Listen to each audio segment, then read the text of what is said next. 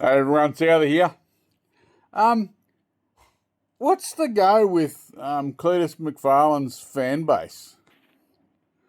I understand that most of them probably don't know about stock car racing or aren't around it or don't know anything about it, but they don't seem to have the ability to comprehend anything anyone says because they take everything that's said as an attack. They call it hate and hating on him and all this sort of stuff.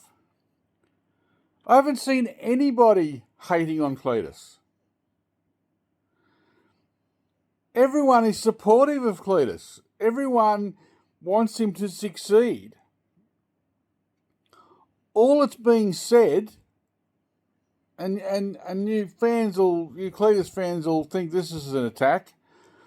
All that's being said is they want to see him get more seat time in the lower divisions before he tries to jump up to the higher divisions. That's all anyone's saying. No one's saying he's bad for the sport or he can't drive or he's hopeless or he's this or he's that or they don't want him. No one's saying that. All they're saying is that he can't expect to jump up to these higher levels just because he has the money and expect to be successful. He needs to get more seat time. He needs to run more races in lower divisions like everybody else does.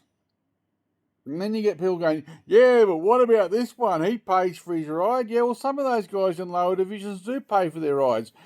But they've also done hundreds and hundreds of late model races and street stock races and whatever races in other divisions before in full-bodied stock cars. Cleetus has done none.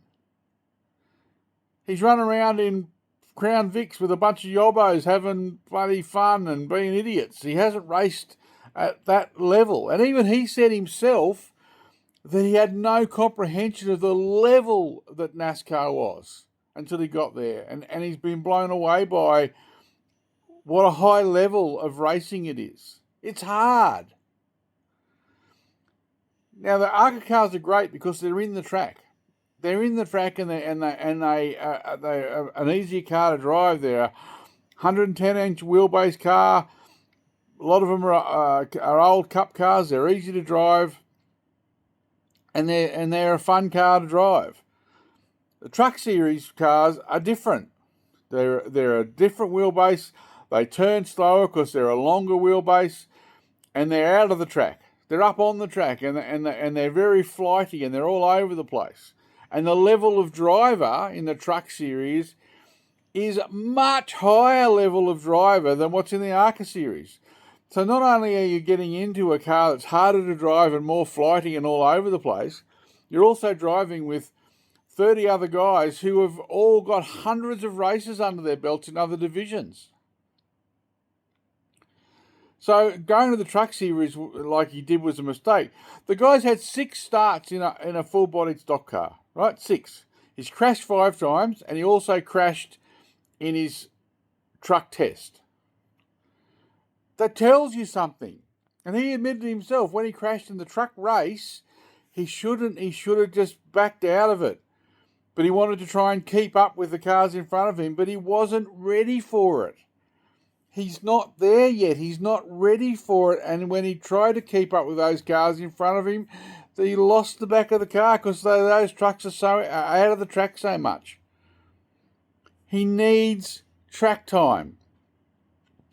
Now, this deal that he's got with RC is fantastic because that allows him to develop. He's gone and he's bought 2 late models, which is what everyone was saying, including me. Everyone was saying he needs to go and do some late model racing. So he's gone and bought 2 of them, and he's going to do some late model racing. He's going to do a bunch more ARCA stuff, which is a part of this deal he's doing with RC, so he can go and do some more ARCA stuff, and then do these 3 or maybe more O'Reilly races. And the O'Reilly cars, even though it's a division higher than trucks, they aren't as hard to drive as trucks. So it'll be a bit easier for him, but the level of driver is much greater than trucks. You know, and he'll say some things that are great. He'll say he understands how hard it is and all this sort of stuff, and he's like been blown away with it. He didn't realise how difficult it was. But then he'll say something really stupid, like you're talking to June the other day, and he said, if someone offered me a start in the Daytona 500, I'd have to say, I'd have to consider it. And Dale sort of rolled his eyes, like, first of all, that's not going to happen. No one's going to offer him a cup start in the Daytona 500. Secondly, he wouldn't get approved for that anyway. And thirdly, a cup car? He's had 6 starts and he wants to drive a cup car?